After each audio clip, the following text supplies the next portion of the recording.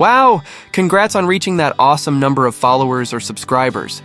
Now it's time to say thank you to them with an animated video. Let's make it using CapCut. Alright, I'm already in the CapCut editing project with a black background. You can use any background you like. Next, go to the text menu. Select text template. Then tap on the social media category.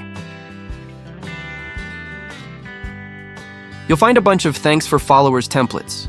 Just pick the one you like the most.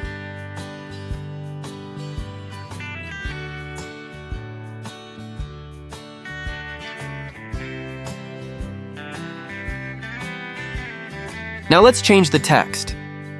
Tap on it. Replace it with your follower or subscriber count.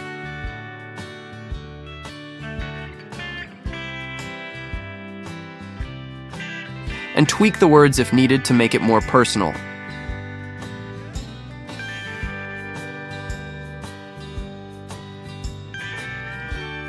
And that's it. Your video is ready. Just save it and use it later as an overlay. Super easy, right? That's all for this video. Thanks for watching.